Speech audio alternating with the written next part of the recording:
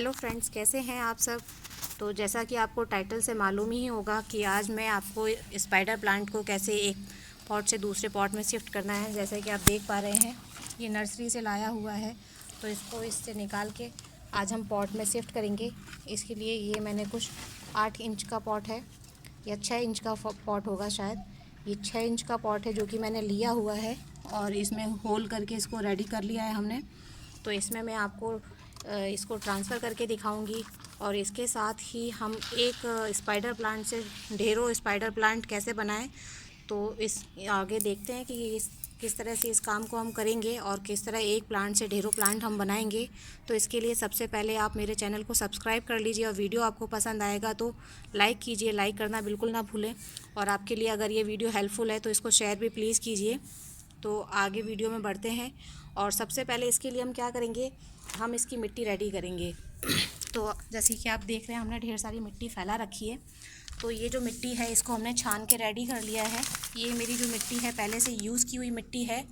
और जैसे हम नया पौधा लगाते हैं उससे पहले मिट्टी को अच्छे से धूप में डालकर सुखा लेते हैं और छान लेते हैं। तो ये मेरी इस्तेमाल की हुई मिट्टी है।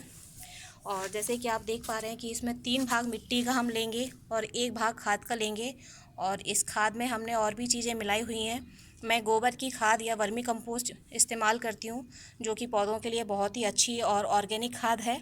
और इसमें मैंने नीम खली का पाउडर मिला रखा है और इसके साथ ही मैं इसमें टर्मरिक पाउडर मिलाऊंगी, हल्दी पाउडर, जो कि अगर इस पौधे में ये अपने साथ कुछ फंगल या कुछ और तरह का इन्फेक्शन लेकर आया होगा तो जिससे इसमें प्रॉब्लम होगी तो वो सारी चीज़ें ख़त्म हो जाएंगी। तो इसके साथ ही मैंने इसमें बोन मील पाउडर भी मिक्स किया हुआ है और थोड़ा सा जो इसके साथ में जो डालने के लिए था वो मैंने इसमें डाला हुआ है एप्सम सॉल्ट, जो कि इंडोर प्लांट के लिए बहुत अच्छा होता है। तो अब हम अपनी मिट्टी रेडी करेंगे और ये जो मिट्टी और खाद है इसको हम मिक्स कर देते हैं। तो आइए इसको मिक्स कर लेते हैं।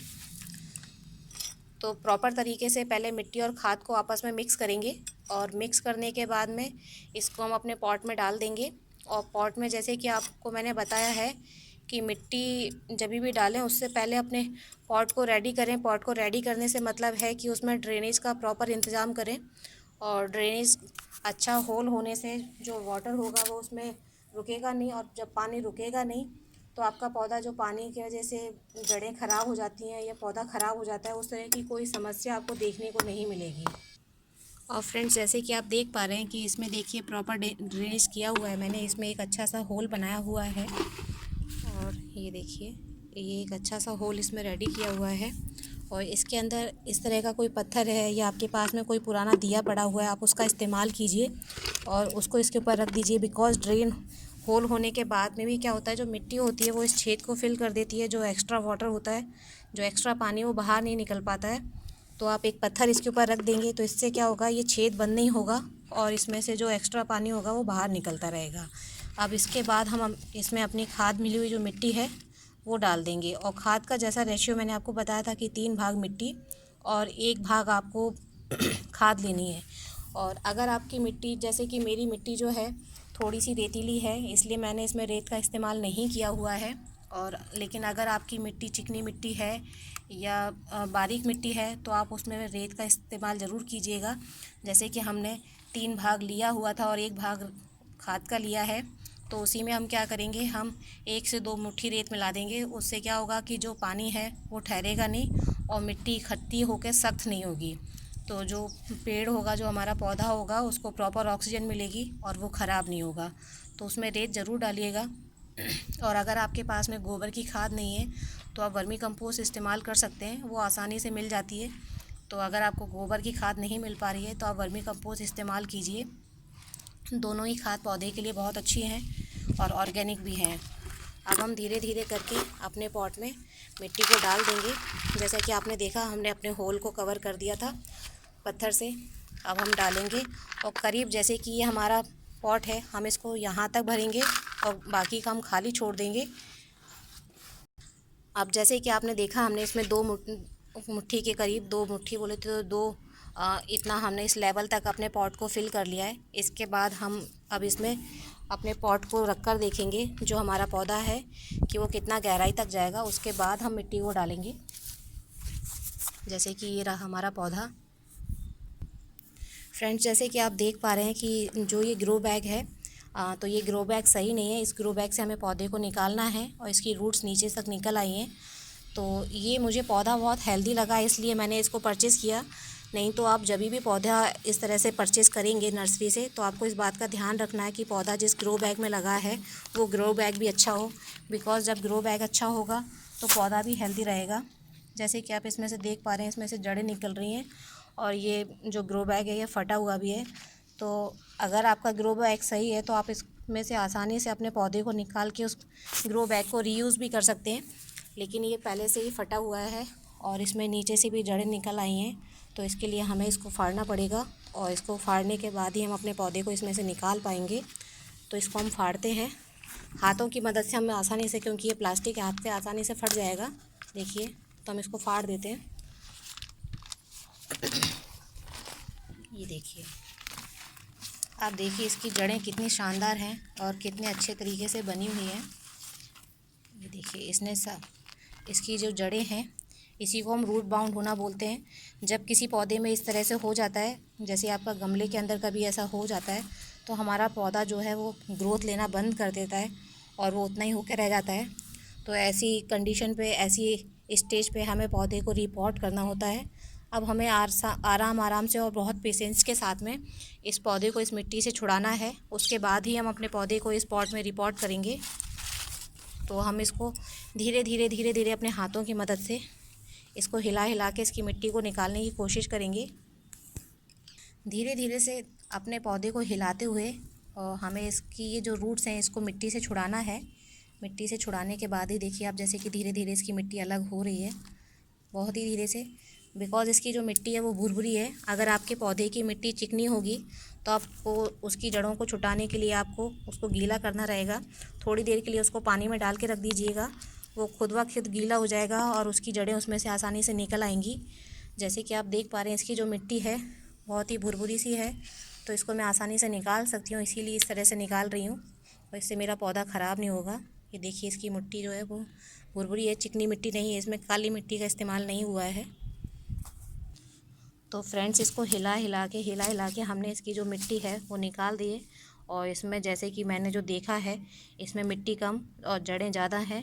और आप देखिए इसकी जो जड़ें हैं किस तरह से, जैसे कि शकलकंदी हो जाती है उस तरह से, देखिए इसकी जड़ें हो गई हैं, कितनी मोटी मोटी जड़ें हैं। और इसकी जो मेन जड़ है उसको रखेंगे हम और बाकी ये कुछ जड़ों को हम काट देंगे, नहीं तो ये बहुत जल्दी इस पॉट के अंदर लगाने के बावजूद भी और ये इसी तरह से बाउंड हो जाएगी, तो ये पौधा इसमें अच्छे से ग्रोथ नहीं लेगा। तो इसको थोड़ा थोड़ा सा हम कटिंग करेंगे जो एक्स्ट्रा जड़ है। ये देखिए, ये इस तरह से हमारा पौधा कुछ निकल आया मिट्टी से बाहर। और देखिए, इसकी जितना बड़ा पौधा ऊपर है उतनी इसकी जड़ें नीचे हैं, इक्वल साइज़ का है ये। तो इसकी जो एक्स्ट्रा रूट्स हैं उनको हम कट कर देंगे और मेन रूट्स को ध्यान रखेंगे कि मेन रूट कट ना हो, बाकी का हम इसको निकाल सकते हैं। तो फ्रेंड्स, सीज़र की हेल्प से जिस तरह से इसकी ये मोटी मोटी जो रूट्स हैं उसको हम ऐसे कट करते जाएंगे और जो इसकी पतली पतली जड़ें हैं उसको छोड़ देंगे।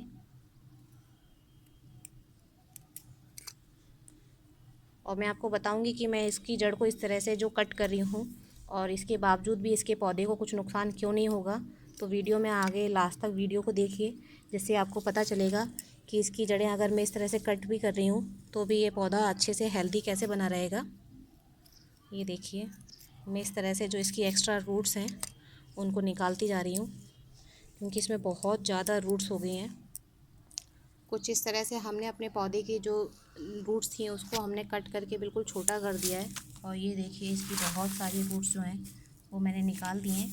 अब इसके बाद हम अपने पौधे को इस पॉट में रख के देखेंगे कि कितना इसके लिए मिट्टी डालनी रहेगी और ये कितना इसके अंदर तक बना रहेगा। अब इसके बाद हम इसमें अपनी मिट्टी डालनी स्टार्ट करेंगे, बिकॉज़ इसकी जो जड़ें हैं उसके हिसाब से ये काफ़ी है और हमें अपना पौधा यहाँ तक ही फिल करना है। तो बस अब इसके बाद हम इसमें मिट्टी डालेंगे। अपने पौधे को अच्छे से सेंटर में रख लीजिए और उसके बाद में आप इसमें मिट्टी डालते जाइए।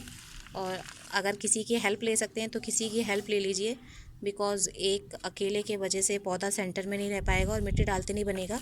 तो किसी की हेल्प ले लीजिए और उसकी हेल्प से पौधे को बीच में रखते हुए इसमें अच्छे से मिट्टी डाल दीजिए, जिससे आपका पौधा जो है वो बीच में अच्छे से बना रहे।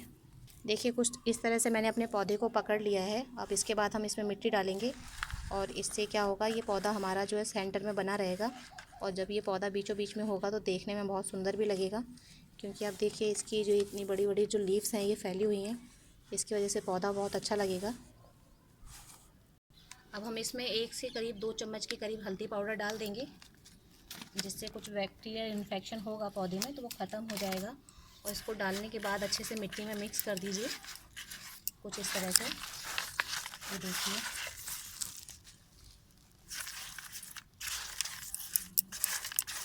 कुछ इस तरह से हमने इसको मिक्स कर दिया है। इसके बाद हम इसमें थोड़ी सी मिट्टी और अभी डालेंगे और फिर हमारा पौधा लग के तैयार है। और इसके बाद मैं आपको बताऊंगी कि किस तरह से हम इस पौधे के जो है 1 से 2 और 2 से 4 पौधे तैयार कर सकते हैं। कुछ इस तरह से हमारा पौधा जो है वो लग के तैयार है। अब हम इसमें पानी डालेंगे और मैं आपको एक चीज़ बताना चाहूँगी कि जो ये प्रोसेस है प्लांट को ट्रांसफ़र करने की, तो इस प्रोसेस को आपको शाम के टाइम पर ही करना है। शाम के टाइम पे करने से पौधा जो है उसके ख़राब होने के या मरने के चांसेस बहुत कम रहते हैं, ना के बराबर रहते हैं। तो ये जो आप प्रोसेस है वो शाम के टाइम करेंगे। और पानी डालते टाइम अपने पॉट को पूरा का पूरा पानी से भर दीजिए। जितनी इसकी नीड होगी उतना पानी ये ले लेगा और बाकी पानी निकल जाएगा। पहली बार पानी डालते टाइम इस बात को ध्यान रखें कि पानी बहुत अच्छे से डालें, पॉट में पानी की कमी ना करें। और उसके बाद में जैसे कि इंडोर प्लांट है, इसकी नीड के हिसाब से आप पानी डालेंगे कि इसको पानी की कितनी ज़रूरत है। इसकी ऊपर की सतह को चेक करेंगे और उसके बाद में सूखी होने के होगी तभी आप इसमें पानी डालेंगे। अब जैसा कि मैं बात कर रही थी कि एक पौधे से हम दूसरा पौधा कैसे बनाएंगे, तो जब भी आप नर्सरी में पौधा लेने जाते हैं तो आप बिल्कुल छोटा सा पौधा मत देखिए, आप थोड़ा बड़ा पौधा देखिए। जैसे कि ये स्पाइडर प्लांट है तो इसको आप देखिए कि इसमें इस तरह से नई नई पत्तियां आती हैं। तो ये देखिए, ये इसकी जड़ें हैं। तो इस जड़ को हम यहाँ से कट करके, मैं आपको डेमो करके दिखाती हूँ। इसको हम यहाँ से कट कर लेंगे और इसको यहाँ से कट करने के बाद में ये देखिए, एक हमें दूसरा नया स्पाइडर प्लांट हमारा मिल गया है हमें। और इसको हम दूसरे पॉट में लगाएंगे तो ये कुछ इस तरह से कुछ दिन के बाद ग्रो होके कुछ ऐसा ही हो जाएगा। तो मैंने जानबूझकर नर्सरी से इस तरह का पौधा लिया है, जिससे कि मैं एक से ढेरों सारे पौधे रेडी कर सकूं, क्योंकि जितनी घर में ग्रीनरी होती है उतना ही अच्छे रहते हैं। और ये देखिए, इसमें जगह जगह से कुछ जड़ों के साथ में इस तरह से नए नए पौधे निकलते रहते हैं, जिनको आप यहाँ से कट करके दूसरे पॉट में ट्रांसफ़र करके इसको अच्छे से नया पौधा बना सकते हैं। तो ये था आज का वीडियो स्पाइडर प्लांट के ऊपर कि इसको कैसे एक पॉट से दूसरे पॉट में रिपोर्ट करना है। अगर ये आपके लिए हेल्पफुल है, यूज़फुल है, तो प्लीज़ वीडियो को लाइक ज़रूर कीजिए और चैनल को सब्सक्राइब करना मत भूलिए। और मैं आगे भी आपके लिए नए नए इस तरह से वीडियो लेकर आती रहूँगी। Thank you, bye bye.